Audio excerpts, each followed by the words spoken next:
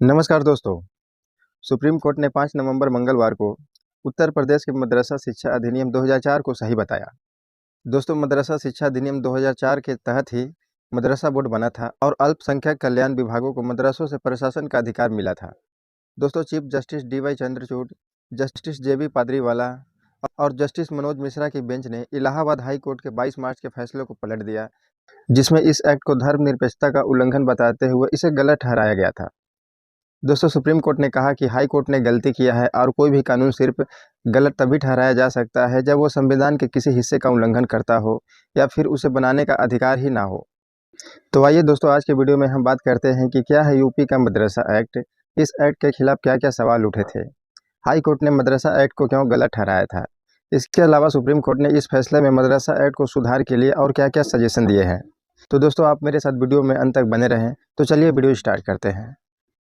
दोस्तों, आइए सबसे पहले जानते हैं कि यूपी मदरसा एक्ट क्या है। दोस्तों, यूपी मदरसा एक्ट 2004 में उत्तर प्रदेश में लाया गया था। इसके मुताबिक मदरसों में एनसीईआरटी का कोर्स तो पढ़ाया ही जाएगा, साथ ही साथ धार्मिक शिक्षा भी दी जाएगी। इसके अलावा इस एक्ट के तहत ही उत्तर प्रदेश मदरसा शिक्षा बोर्ड भी बनाया गया था, जिसमें ज़्यादातर मुस्लिम समुदाय के लोग ही हैं। इस बोर्ड का काम है कि मदरसों के लिए किताबें तैयार करना, उनके लिए सिलेबस तय करना और मौलवी यानी 10वीं के बराबर से लेके फजील यानी मास्टर डिग्री के बराबर तक कोर्स के लिए एग्ज़ाम कराना। दोस्तों, इसके अलावा देखें तो इस एक्ट में मदरसा शिक्षा को अरबी, उर्दू, फारसी, इस्लामिक स्टडीज़, फिलॉसफी आदि विषयों की पढ़ाई बताया जाता है।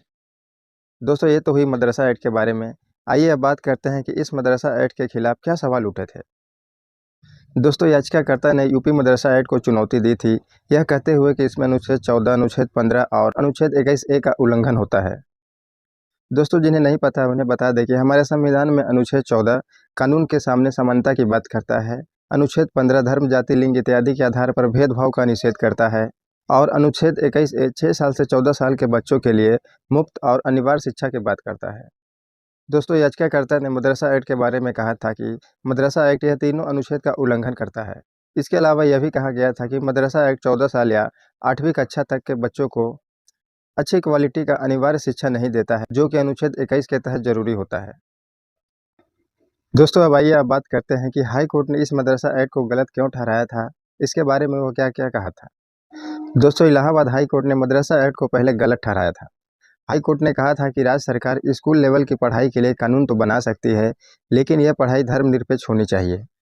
किसी खास धर्म के लिए अलग से बोर्ड बनाना धर्मनिरपेक्षता और संविधान के अनुच्छेद 14 का उल्लंघन है। हाई कोर्ट का कहना था कि मदरसा एक्ट के तहत दी जाने वाली शिक्षा उस शिक्षा से अलग है जो दूसरे स्कूल में दी जाती है। इसीलिए मदरसों में दी जाने वाली शिक्षा ना तो क्वालिटी वाली है और ना ही यूनिवर्सल है। जब दूसरे धर्म के बच्चों मॉडर्न सब्जेक्ट पढ़ रहे हैं तो मदरसा बोर्ड भी बच्चों को वही शिक्षा देने से पीछे नहीं हट सकता। ऐसा न करना संविधान के अनुच्छेद 21A और 21 का उल्लंघन है। दोस्तों, हाई कोर्ट ने यह भी कहा था कि उस शिक्षा के लिए कानून बनाना केंद्र सरकार का काम है, राज्य सरकार का नहीं। लेकिन मदरसा एक्ट में मदरसा बोर्ड को आलिम यानी ग्रेजुएशन, कामिल यानी पोस्ट ग्रेजुएशन, फाजिल यानी रिसर्च जैसे कोर्स के लिए सिलेबस और किताबें तय करने का अधिकार दिया गया है, जो गलत है। इन सभी कारणों से हाई कोर्ट ने मदरसा एक्ट को गलत ठहराया था, लेकिन सुप्रीम कोर्ट ने इस एक्ट पर अलग राय दी है। दोस्तों, आइए अब बात करते हैं कि सुप्रीम कोर्ट ने इस एक्ट के बारे में क्या क्या कहा है। दोस्तों, सुप्रीम कोर्ट के तीनों जजों के बेंच ने मदरसा एक्ट को तो सही कहा है, लेकिन इसमें एक गलती भी कही है। मदरसा एक्ट में यह कहा गया है कि मदरसा बोर्ड फाजिल और कामिल जैसी उच्च डिग्रियां दे सकता है, लेकिन सुप्रीम कोर्ट ने कहा है कि ऐसा नहीं हो सकता क्योंकि यूनिवर्सिटी ग्रांट्स कमीशन यानी यूजीसी एक्ट 1956 के खिलाफ है। यूजीसी एक्ट ही उस शिक्षा के लिए नियम बनाता है, राज्य सरकार नहीं। यानी मदरसे बच्चों को डिग्री नहीं दे सकेंगे। मदरसों में छात्र सिर्फ 12वीं तक ही तालीम हासिल कर सकेंगे। इसके बाद अंडर ग्रेजुएशन और पोस्ट ग्रेजुएशन के लिए फजिल और कामिल नाम से दी जाने वाली डिग्रियां नहीं ले सकेंगे। दोस्तों, इस बात पर राज्य सरकार ने यह तर्क दिया है कि मदरसों की ओर से दी जाने वाली फाजिल और कामिल की डिग्री ना तो यूनिवर्सिटी की डिग्री के बराबर है, ना ही किसी बोर्ड की ओर से पढ़ाए जाने वाले पाठ्यक्रम के समक्ष है।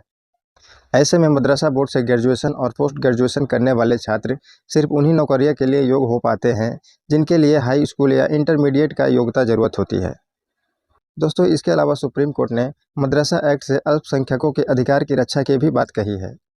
सुप्रीम कोर्ट ने कहा है कि इस एक्ट का मकसद है अल्पसंख्यकों के अधिकारों का रक्षा करना यह एक्ट मदरसों में पढ़ाई के स्तर को बेहतर बनाने के लिए है, ताकि बच्चे अच्छे तरह से पढ़ लिख कर अपना गुजारा कर सके।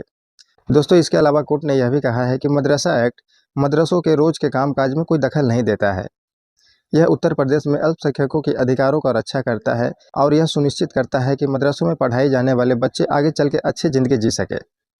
दोस्तों, इसके अलावा सुप्रीम कोर्ट ने मदरसा एक्ट पर फैसला सुनाते हुए कुछ ज़रूरी बातें भी कही है। सुप्रीम कोर्ट ने कहा है कि अल्पसंख्यकों को स्कूल चलाने का अधिकार है, लेकिन यह अधिकार पूरी तरह से आज़ाद नहीं है। सरकार यह देख सकती है कि मदरसों में पढ़ाई का स्तर कैसा है और वे इसके लिए कुछ नियम भी बना सकती है। सुप्रीम कोर्ट ने यह भी कहा कि सरकार को दोनों तरफ से बैलेंस बनाकर चलना होगा। एक तरफ तो मदरसों में पढ़ाई का स्तर अच्छा होना चाहिए और दूसरी तरफ अल्पसंख्यकों को अपने हिसाब से स्कूल चलने का भी अधिकार मिलना चाहिए। सरकार यह भी तय कर सकती है कि मदरसों में कौन कौन से कोर्स पढ़ाए जाए, टीचर की योग्यता क्या हो, बच्चों की सेहत का ख्याल कैसे रखा जाए और लाइब्रेरी जैसी सुविधा कैसी होनी चाहिए। हाई कोर्ट ने यह कहकर गलत की थी कि मदरसा एक्ट संविधान के अनुच्छेद 21A का उल्लंघन करता है। सुप्रीम कोर्ट ने इस पर कहा कि शिक्षा का अधिकार एक्ट, जो अनुच्छेद 21A के तहत मौलिक अधिकारों को पूरा करता है, उनमें साफ साफ लिखा है कि ये अल्पसंख्यक शिक्षण संस्थानों पर लागू नहीं होता। इसके अलावा सुप्रीम कोर्ट ने मदरसा एक्ट पर फैसला सुनाते हुए यह भी कहा कि अल्पसंख्यकों को धार्मिक और दुनियावी दोनों तरह की शिक्षा देने वाली स्कूल चलाने का अधिकार है। यह अधिकार संविधान के अनुच्छेद 30 में दिया गया है। दोस्तों, इसके अलावा सुप्रीम कोर्ट ने कहा कि संविधान के अनुच्छेद 28(3) के तहत किसी भी छात्रों को जबरदस्ती धार्मिक शिक्षा या पूजा में शामिल नहीं किया जा सकता है, चाहे वह किसी भी स्कूल में पढ़ता हो।